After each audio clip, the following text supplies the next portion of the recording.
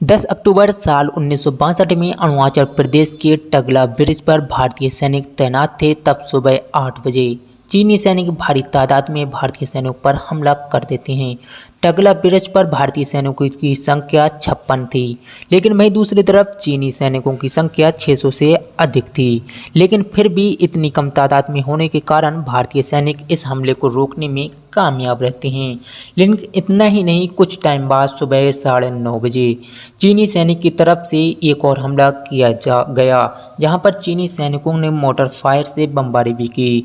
भारतीय सैनिक पूरी तरीके से प्रिपेयर न होने के कारण इस हमले करने के लिए तैयार नहीं थे।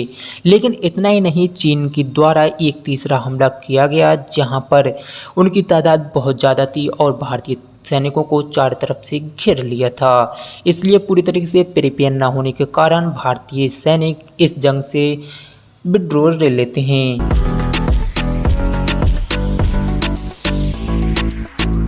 इतना ही नहीं दोस्तों, 10 दिन बाद असल जंग शुरू होती है 20 अक्टूबर साल 1962 में, जो इतिहास की ये जंग लड़ी गई इंडिया और चाइना के बीच। और ये पहली जंग रही जो इंडिया हारा। आखिर क्या वजह रही थी इंडिया ये जंग हार गया, और आखिर चीन ने क्यों अचानक हमले किए भारतीय सेना पर? तो दोस्तों, क्या जानकारी है? आपको सारी जानकारी इस वीडियो में मिलने वाली है। बने रहें वीडियो में एंड तक। जहां हिंदी चीनी भाई भाई के नारे लगाए जाते थे, वहां अचानक चीन ने हमला क्यों कर दिया? चीन के इस हमले के पीछे मेन 2 कारण बताए जाते हैं, जिनमें पहला कारण बताया जाता है कि इंडिया ड्यूट के मामले से बेहद ज़्यादा दखल अंदाजी करने लगा था, लेकिन चाइना का ये दावा गलत साबित हुआ। और वहीं दूसरा रीज़न बताया जाता है कि चाइना को लगता था कि भारतीय सैनिक चाइना पर हमला करने वाले हैं, और ये सब चाइना ने किया अरुणाचल प्रदेश के टगला ब्रिज और लद्दाख के कुछ हिस्से को लेकर, जिसे चाइना ने अपना मानता था। तो यही मेन रीज़न रहे थे। चाइना ने 10 अक्टूबर साल 1962 में अचानक भारतीय सैनिकों पर हमला कर दिया, और वहीं 20 अक्टूबर साल 1962 में एक बड़ी जंग का ऐलान कर दिया इंडिया और चाइना के बीच। वहीं आपको बता दें, दूसरी तरफ पंडित जवाहरलाल नेहरू और भारतीय सैनिक सोचते थे कि चाइना कभी भी इंडिया से जंग नहीं करेगा, लेकिन वहीं दूसरी तरफ चीनी सैनिक ने चाइना के डिक्टेटर को जाकर बताया कि इंडिया 10 अक्टूबर को चाइना पर हमला करने वाले हैं। ऐसे में चीनी सैनिक को सुनने के बाद चाइना के डिक्टेटर ने जंग का ऐलान कर दिया, जो कि भारतीय सैनिकों पर हमला का सबब बना। आखिर अब बात कर लेते हैं, जंग को क्यों हारा भारत? क्या गलतियां रही थी भारत की इस जंग में जो भारत ये जंग हार गया? इंडिया और चाइना बार में इंडिया को हार का सामना करना पड़ा। उसमें सबसे बड़ा रोल रहता है भारत सरकार और रक्षा मंत्री वी.के. कृष्णा मेनन का। वहीं भारत के पीएम जवाहरलाल नेहरू की फॉरवर्ड नीति के कारण इस जंग का हार का सामना करना पड़ा। वहीं दूसरी तरफ वी.के. कृष्णा का बहुत बड़ा रोल रहता है ये जंग हारने में। वहीं पीएम जवाहरलाल नेहरू चाहते थे कि ये जंग शुरू नहीं हो, क्योंकि भारत को आज़ाद हुए 15 साल ही हुए थे।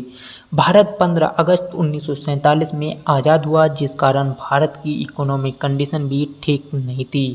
लेकिन वहीं दूसरी तरफ चीन बार बार हमले कर रहा था और लद्दाख और अरुणाचल प्रदेश के बॉर्डर पर आगे बढ़ रहा था।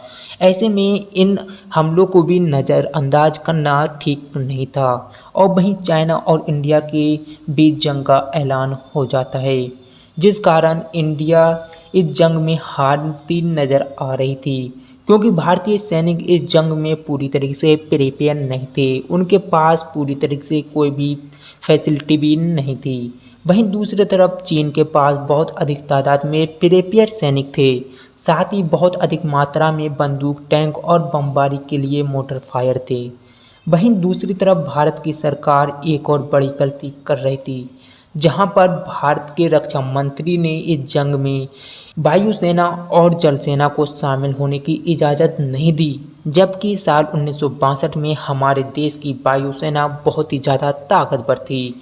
चीन की तुलना में देखा जाए तो बहुत ही ज़्यादा ताकतवर थी, जो बहुत ही आसानी से जाकर चीन में हमला कर सकती और वापस आ सकती थी। इस जीत को दिला सकती थी इंडिया के नाम, लेकिन वहीं रक्षा मंत्री कृष्णा मेनन की वजह से इस जंग का हार का सामना करना पड़ा। दोस्तों, ये बहुत बड़ी गलती रही थी भारतीय सरकार की कि उसने वायुसेना और जल सेना को इजाज़त नहीं दी इस जंग में कूदने की। तो दोस्तों, ये बहुत सारी गलतियां की थी भारत ने, जिस कारण इस जंग में हार का सामना करना पड़ा था और ये इतिहास में लिख दी गई भारत के नाम कि इंडिया एक चाइना से जंग हार गया। तो दोस्तों, इस वीडियो में इतना ही। मिलते हैं एक और वीडियो के साथ, तब तक के लिए जय हिंद दोस्तों।